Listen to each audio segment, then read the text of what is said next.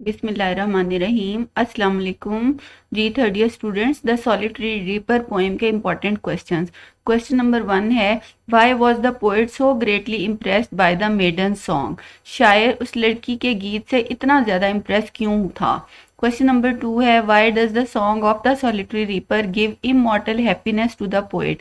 Solitary reaper का जो गाना है वो शायर को इमॉर्टल हैप्पीनेस, लाफानी खुशी, ऐसी खुशी जो कभी ख़त्म ना हो, क्यों देता है। Even it was heard no more, ये वर्ड्सवर्थ की अपनी लिखी हुई लाइन है कि उसने ऐसा गाना कभी नहीं सुना, नहीं वो ये क्यों कहता है। क्वेश्चन नंबर 3 है, why does Wordsworth call the solitary reaper song a melancholy strain. Wordsworth solitary reaper के गाने को सैड सॉन्ग या मेलेंकली स्ट्रेन क्यों कहता है। क्वेश्चन नंबर 4 है, what is the poets idea of association and memories. शायर का जो आइडिया है एसोसिएशन का और मेमोरीज का वो क्या है, ये मैं आपको समझाती हूँ क्या है।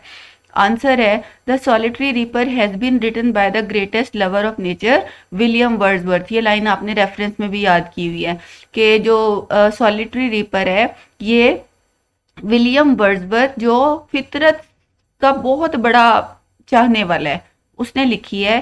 He is highly impressed by the beauty of nature, वो फितरत की खूबसूरती से बहुत ज़्यादा मुतासिर होता है। He met a beautiful girl, उसकी मुलाकात एक खूबसूरत लड़की से हुई।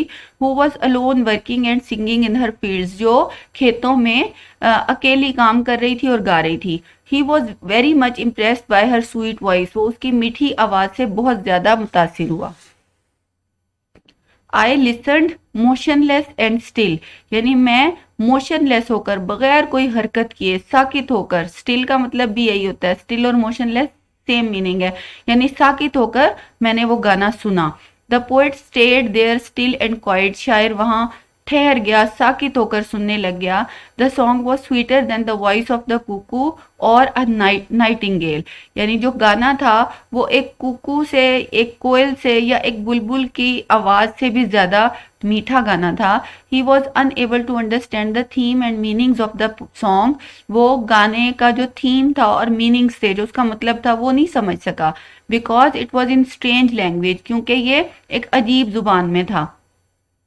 ही guessed from her sad tone, वो उसने उसकी उदास जो टोन थी, सैड टोन थी, उससे अंदाजा लगाया that she was singing about old unhappy far of things, के वो कोई पुराने, कोई नाखुशगवार या दूर दराज की चीजों के बारे में गा रही है।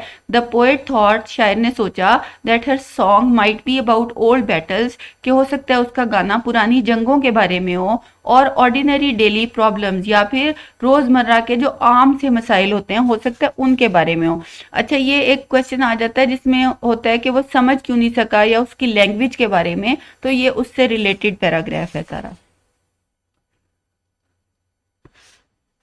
But the song was so captivating, लेकिन वो जो सॉन्ग था वो इतना कैप्टिवेटिंग था, यानी इतना मशहूर कुन था, that he became motionless and still, के वो साकित हो गया। The poet left the place, शायर उस जगह से चला गया, and move towards his way, और अपने रास्ते पर चल पड़ा। But the song remained in his memory, लेकिन वो गाना उसकी यादों में हमेशा रहा। ये है association of memories. The song became the source of permanent pleasure for the poet, गाना शायर के लिए एक दायमी खुशी का बाइस बन गया, परमानेंट प्लेयर जो कभी खत्म ना हो।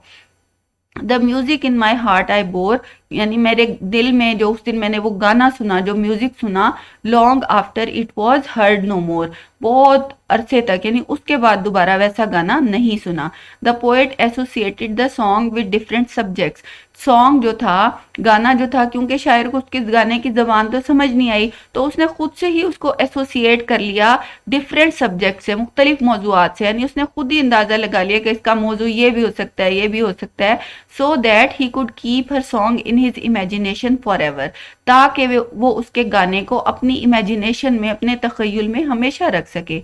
These associations and her voice, ये जो वाबस्तगी है, ये जो एसोसिएशंस हैं और जो उसकी आवाज़ है लड़की की, did not let the poet forget this song, तो इन दोनों चीज़ों ने मिलकर शायर को ये गाना कभी नहीं भूलने दिया।